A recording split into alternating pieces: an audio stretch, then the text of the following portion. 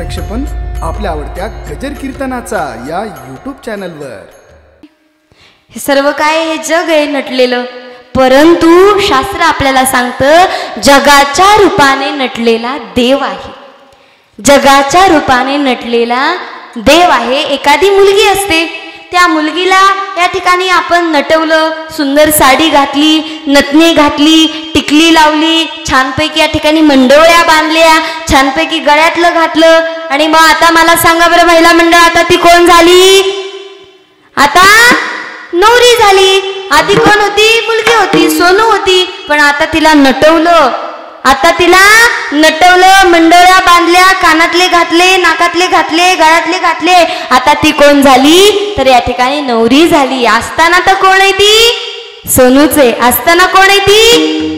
सोनूचे। पण नटल्यामुळे ती कोण झाली? तर नवरी झाली। तत्व त्याच न्यायाप्रमाणे आपल्याला वाटतं की हे नटलेलं जग आहे, पण जगाच्या रूपाने नटलेला देव आहे, आणि त्या देवाकडे जगाच्या मागणं करतात तुकोबर आहे की दिनरंक मी अनाथ, दिनरंक, दिन, दिन म्हणजे गरीब।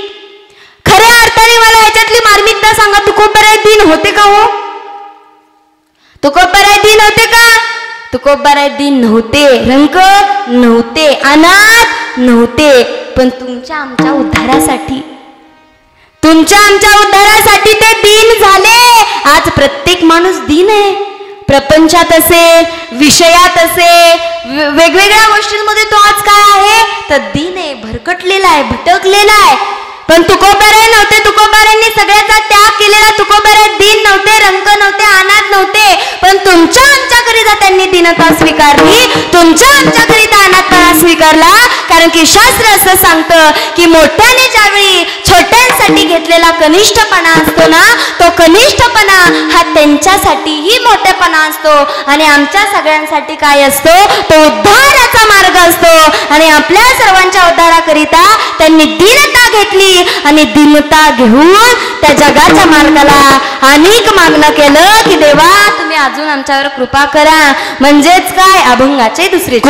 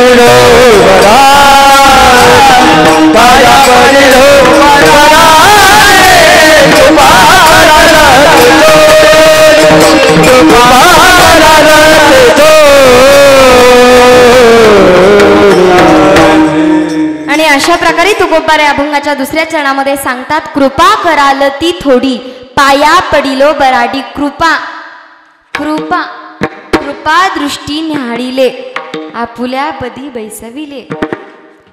त्यांची फक्त कृपा, डोळ्याची दृष्टी आमच्यावर पडेल ना, फक्त आशीर्वाद, तरी सुद्धा आम्हाला आमच्या जीवनामध्ये काय पाहिजे आहे भगवंतापर्यंत नेऊन ठेवण्याचं कार्य संत मायबाप देवता लोक करत असतात।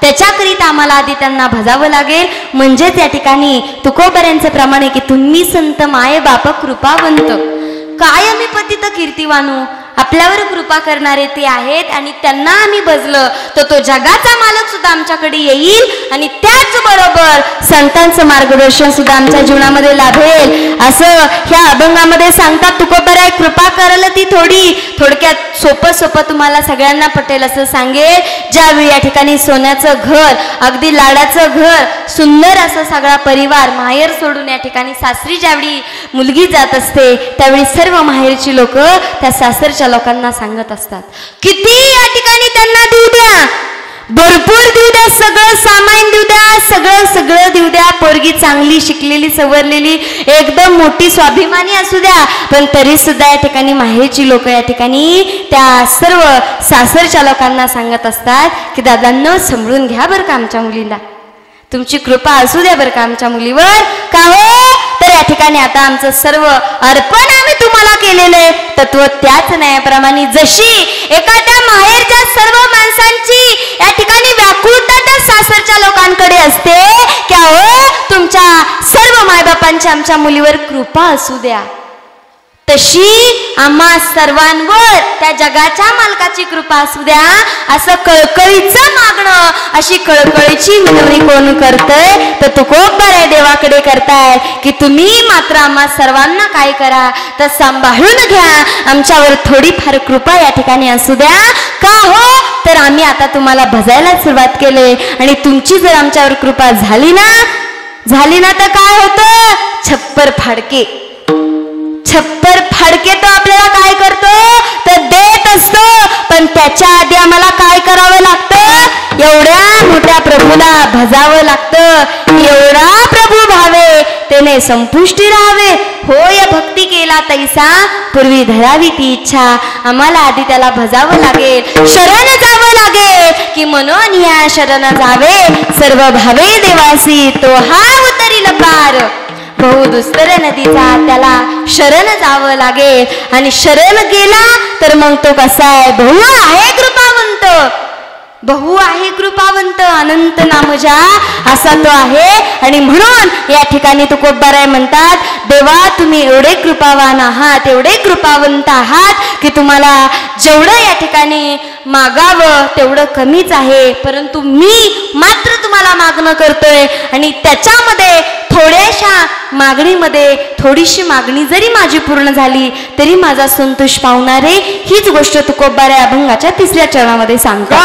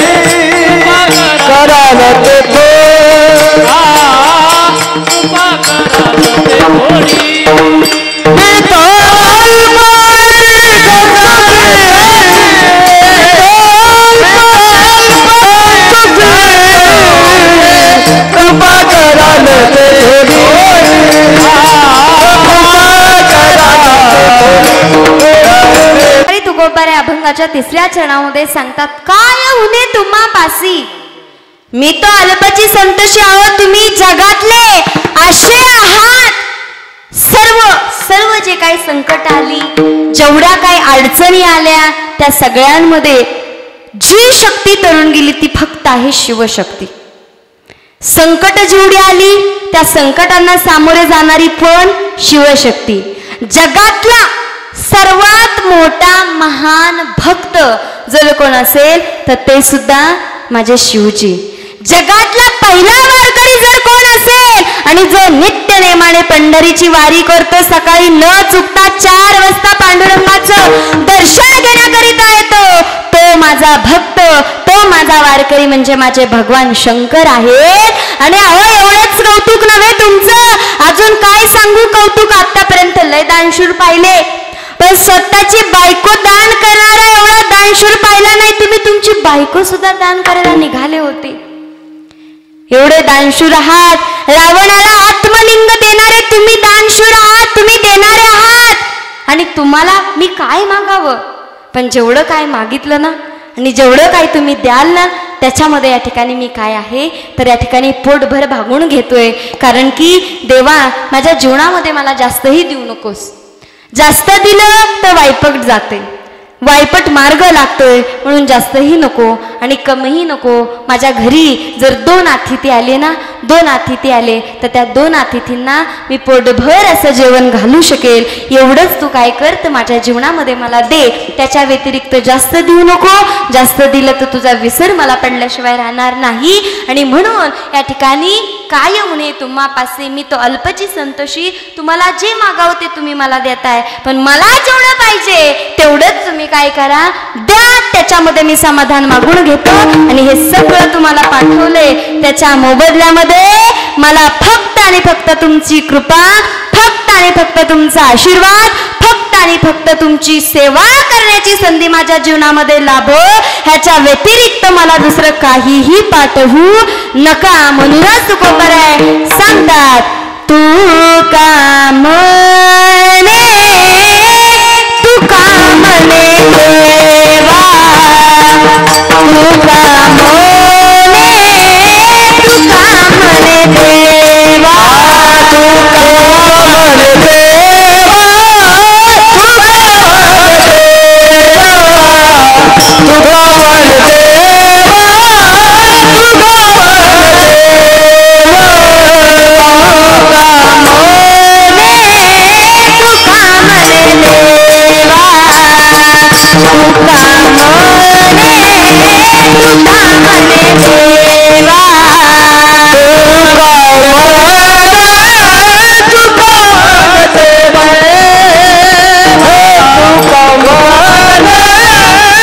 का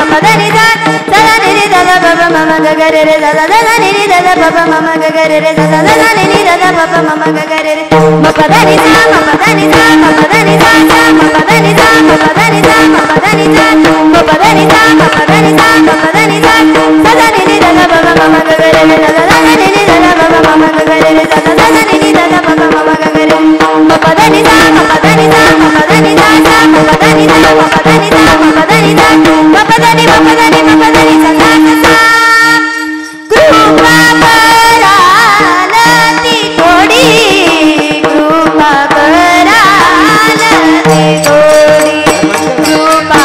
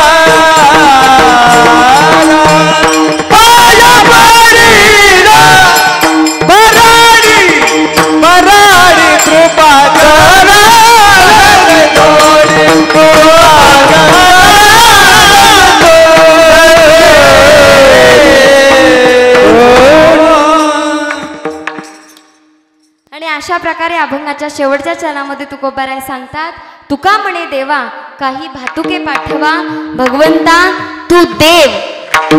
देव हा शब्द दिव ह्या धातूपासून तयार झाला.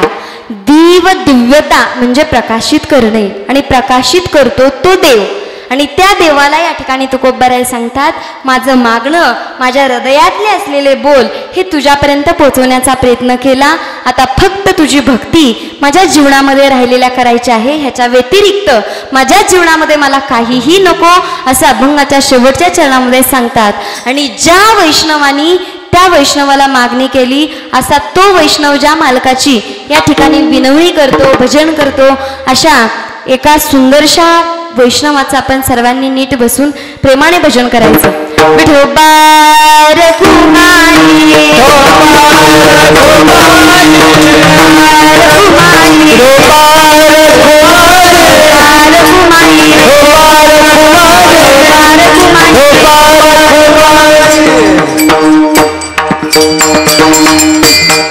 अशा प्रकारे जसा जसा जमेल तसा तसा अभंग सोडवण्याचा धावत्या वेगामध्ये प्रयत्न केला.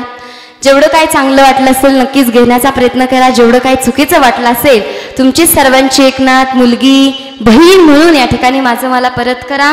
या ठिकाणी आपल्याला सर्वांनाच माहिती आहे, महाराष्ट्र भूमीत अनेक कीर्तनकार मंडळी असतात, प्रवचनकार मंडळी असतात. प्रत्येकजण आपापल्या पद्धतीने अभंग सोडवण्याचा प्रयत्न करत असतात. भगवंताने मला बुद्धी दिली व माझ्या अल्पबुद्धीप्रमाणे अभंग सोडवण्याचा प्रयत्न केला. खरं पाहिलं तर या ठिकाणी अभंग जेवढा महत्त्वाचा असतो तेवढाच या ठिकाणी जनजागृती, समाज प्रबोधन ते सुद्धा या ठिकाणी तेवढंच महत्त्वाचं असतं. एक सुभाषितकार सांगतात, कीर्तनकार व कीर्तन म्हणजे नेमकं काय असतं. तर बघा, कीर्तन म्हणजे या ठिकाणी आपल्या महाराष्ट्राला कीर्तन ही या ठिकाणी अगदी महत्त्वाची आणि अतिशय समृद्ध अशी परंपरा लाभलेली आहे. अगदी भाषा, अभिनय, कला, वक्तृत्व, स्पर्धा अशा सर्व माध्यमातून, संगीताच्या माध्यमातून भगवंताची केली जाणारी आराधना, सामाजिक प्रश्न, प्रापंचिक समस्या, इतिहासातील आदर्शांचे उदात्तीकरण करून कीर्तनकार कीर्तनाच्या माध्यमातून समाज प्रबोधन करत असतो. आणि म्हणून आज थोडक्यात काळाची गरज म्हणून या ठिकाणी सांगण्याचा प्रयत्न करेल की अहो, या ठिकाणी आपण इथे बसलेलो आहोत, लहानाचे मोठे झालो. आपल्या सर्वांना माहिती आहे की आईचं दूध संपल्याच्या नंतर ज्या गाईच्या दुधावर आपण भले भले हिंद केसरी बनतो, अशी गाई आज आपण काय करतोय तर कसाबाला देतोय.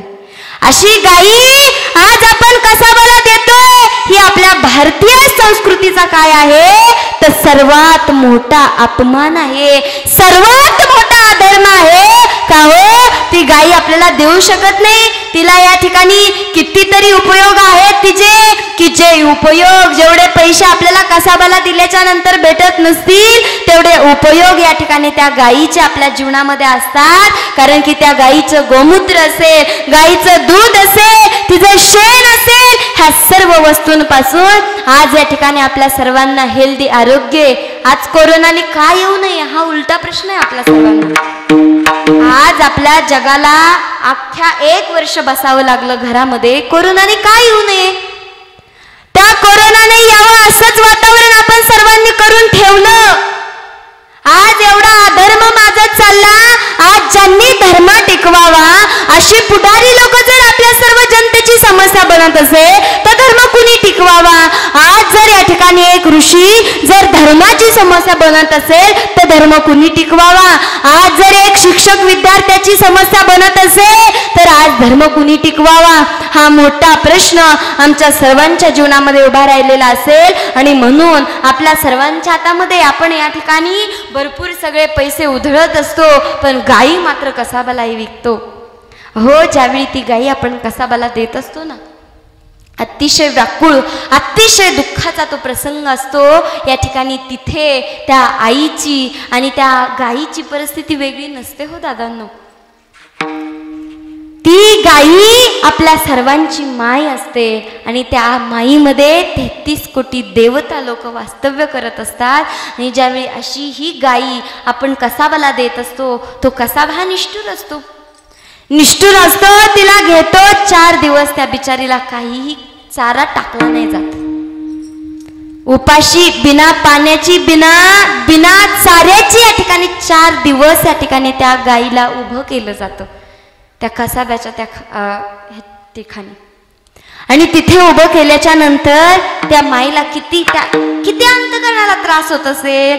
ती गाई विचार करत असेल की अरे ज्याने कुणी मला विकलं ना, ज्याने कुणी मला ह्या कसाबाला विकलं ना, तो या ठिकाणी चांगला असेल यार. तिथं मी ना काय केलं नसतं, परंतु या ठिकाणी मी तशीच रानामारांनी फिरले असते, पण त्यांनी मला या ठिकाणी कसाबाला द्यायला नव्हतं पाहिजे. 4 दिवस बिना चाऱ्याची तिला ठेवली जातं. त्याच्यानंतर तप्त उकळत्या या ठिकाणी पाणी, त्या उकळतं पाणी तिच्या अंगावर टाकलं जातं. 100 अंश सेल्सिअस डिग्री तप्त असं ते पाणी तिच्या अंगावर टाकलं जातं. त्या देहाची काय अवस्था होत असेल. आज आपण आपल्या प्रत्येक माणसामध्ये देव आहे, चराचरातल्या विश्वातल्या प्रत्येक पशुपक्षामध्ये देव आहे असं आपण म्हणतो. मग मला सांगा त्या गायीची काय अवस्था होत असेल दादांनो. त्या डोळ्यामधून टप ती दिसून येत नाही तिचे बोल, ती बोलू शकत नाही आपल्या सर्वांना, त्या मालकाला बोलू शकत नाही, त्या कसाबाला बोलू शकत नाही, पण मनामधलं अंतकरण मात्र बोलत असतं. काय व्यथा असेल, काय व्याकुळ अंतकरण होत असेल ज्यावेळी ते तप्त तापलेलं पाणी तिच्या अंगावर टाकलं जाते.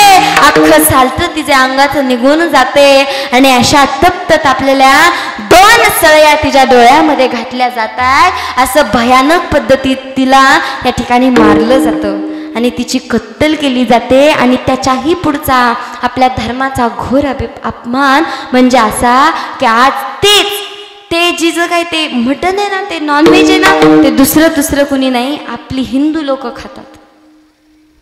आज जर आपण पुणे, मुंबई, औरंगाबाद म्हणजे त्या ठिकाणी मोठ्या सिटीमध्ये जाईल त्यावेळी अनेक अशा ढाब्यांवर, अनेक अशा हॉटेलमध्ये आपल्या ह्या गाईचं या ठिकाणी नॉनव्हेज इथं शिजवलं जातं आणि तेच आपण खातो. आपल्याला माहित नसतं ते कुणाचे. ज्या माईवर आज हिंद केसरी बनण्याची ताकद असते, ज्या माईमुळे, ज्या गाईमुळे आज आपला धर्म टिकलेला आहे. आज तिला एक प्रदक्षिणा घाला तर पृथ्वीला प्रदक्षिणा घालण्याचं पुण्य आपल्याला पदरी पडतं. आणि ती गाय आपण या ठिकाणी काय करतोय तर या ठिकाणी कसाबाला देतोय. म्हणून दादांनो, कीर्तन ऐकू नका, कीर्तनाला येऊ नका, प्रवचन ऐकू नका, व्याख्यान ऐकू नका, काहीच करू नका. फक्त घरातली माय आणि गोट्यातली गाय ही सुरक्षित ठेवा. आपल्या जीवनाचा परमार्थ झाल्याशिवाय राहणार नाही आणि तोच परमार्थ आम्हाला शेवटच्या श्वासापर्यंत टिकून ठेवायचा आहे.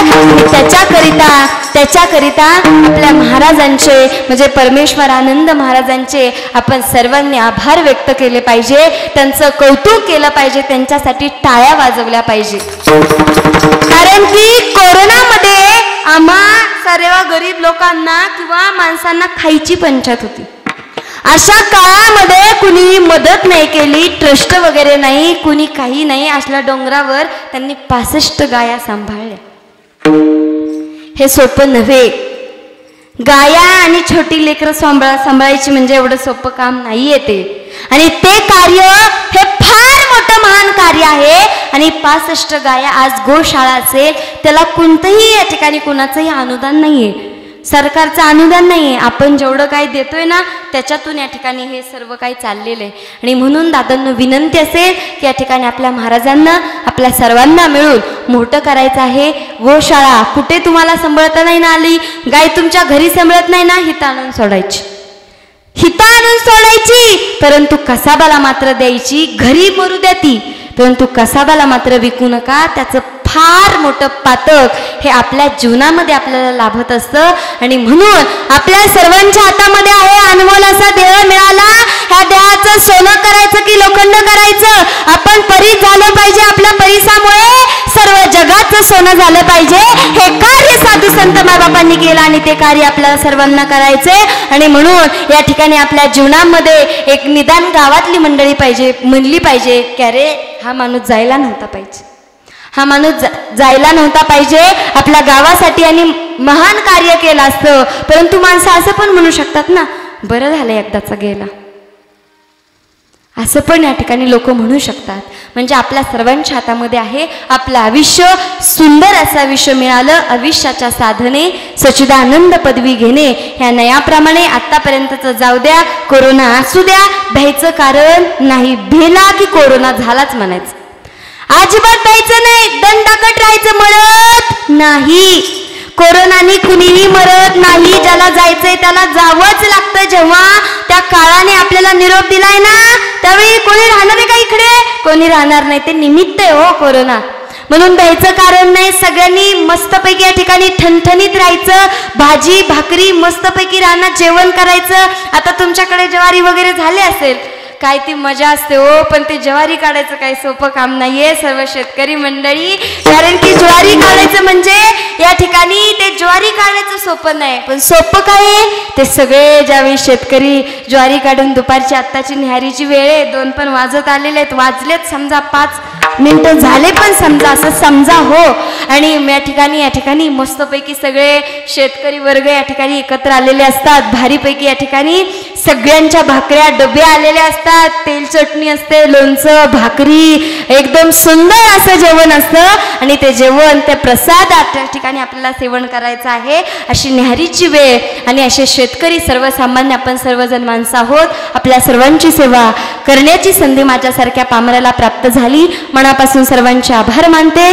आणि थोडक्यात आपला शेवटचा श्वास आणि आपलं सर्व कार्य आपल्या भारत देशासाठी असेल, आपल्या महान ह्या भारत मातेसाठी असेल. कारण की फक्त 15 ऑगस्ट आणि 26 जानेवारी ह्या 2 दिवशी या ठिकाणी क्रांतिकारकांना, शूर जवानांना तुम्ही सर्वजण आठवू नका. कारण की त्यांनीही आपल्यासाठी महान कार्य केलेलं असतं. एकच सुभाषित कार्य, एक सुंदरशी छोटीशी कवाल या ठिकाणी आपल्या सर्वांना म्हणून दाखवतात का, तर आम्हा सर्वांकडून भारत मातेचं रक्षण व्हावं ह्याच्याकरिता ते म्हणतात. थोडक्यात या ठिकाणी म्हणून दाखवायचा प्रयत्न करेल. ते म्हणतात, बहे खून मेरा चमन के लिए, बहे खून मेरा चमन के लिए, चमन के लिए मेरी जान जाए वतन के लिए, मेरी जान जाए वतन के लिए, मेरी जान जाए वतन के लिए। बहे खून मेरा चमन के लिए, बहे खून मेरा चमन के लिए, चमन के लिए, चमन के लिए मेरी जान जाए वतन के लिए, मेरी जान जाए वतन के लिए। जो सरहद पे मुझको शहादत मिले, जो सरहद पे मुझको शहादत मिले, शहादत मिले, मेरी जान जाए वतन के लिए, मेरी जान जाए वतन के लिए। मेरा दिल जिगर और मेरी जान भी, मेरी जान भी एक कुर्बान करूँ चमन के लिए, मेरी जान जाए वतन के लिए। आणि अशा प्रकारे ते सुभाषितकार आम्हाला सांगतात, दादांनो आपला शेवटचा खून असेल ना, आपला शेवटचा रक्ताचा थेंब असेल ना, तो सुद्धा भारत मातेसाठी असेल. कि बहे खून मेरा चमन के लिए, चमन के लिए मेरी जान जाए वतन के लिए। मेरा दिल जिगर और मेरी जान भी, मेरा दिल जिगर और मेरी जान भी, मेरी जान भी ये कुर्बान करूँगो चमन के लिए, मेरी जान जाए वतन के लिए। मेरी जान जाए वतन के लिए. आणि अशा प्रकारे त्या शूर जवानांना सुद्धा मानाचा मुजरा या ठिकाणी झालेली सेवा सर्व या ठिकाणी ग्रामस्थ मंडळ आपल्या सर्वांच्या आयोजनातून नियोजनातून अतिशय सुंदरशी कीर्तनाला साथ केली. असे गायनाचार्य सूर्यवंशी महाराज असतील आदरणीय, काकडे महाराज असतील आदरणीय, शत्रुघ्न महाराज असतील त्यांचे सुद्धा वयाच्या मानाने थोडंसं प्रोनाउन्सिएशन. आणि अशा पद्धती त्या ठिकाणी शत्रुघ्न महाराज असतील त्यांचे सुद्धा या ठिकाणी मनापासून आभार मानते. सुंदरशी कीर्तनाची साथ केली. असे या ठिकाणी आमचे आदिनाथ महाराज ढोले असतील अतिशय सुंदरशी कीर्तनाची साथ केली. अगदी आमच्याही भागामध्ये त्यांच्या बहीण असतील, ढोलेताई असतील, तेही असतील, सर्व सुंदरसा परिवार या ठिकाणी त्यांचे सुद्धा मनापासून आभार मानते. आदरणीय या ठिकाणी जनार्दन महाराज असतील त्यांचे सुद्धा या ठिकाणी मनापासून आभार मानते. आमचे हॉटस्पॉटवाले मराठी हॉटस्पॉटवाले त्यांचे सुद्धा या ठिकाणी मनापासून आभार मानते. माईक सिस्टीमवाले दादा त्यांचे सुद्धा या ठिकाणी मनापासून आभार मानते. या ठिकाणी 2 शब्द बोलू शकले हेही कशामुळे वेगळं सांगण्याची गरज नाही. श्री संत हरिहरी बाबांच्या पदस्पर्शाने पवित्र आणि पावन झालेल्या कोर्टी कर्माभूमीमध्ये श्री संत हरिहरी बाबा वारकरी शिक्षण संस्था कोर्टी अतिशय सुंदरशी कार्यरत आहे. महाराष्ट्रातील सर्वच या ठिकाणी परमार्थप्रेमी मंडळी आपल्या ह्या संस्थेवर भरभरून प्रेम करत असतात. विशेष करून श्री संत हरिहरी बाबा यांच्या कृपाशीर्वादाने वैकुंठवासी गुरुवैरी एकनाथ महाराज बेलापूरकर जे असतील यांच्या कृपाशीर्वादाने वैकुंठवासी भजन सम्राट ताल सम्राट धामणेकर गुरुजी असतील यांच्या कृपाशीर्वादाने आदरणीय भजन सम्राट मच्छिंद्र अप्पा अभंग यांच्याही कुशलाच्या मार्गदर्शनातून आदरणीय मृदुंग सम्राट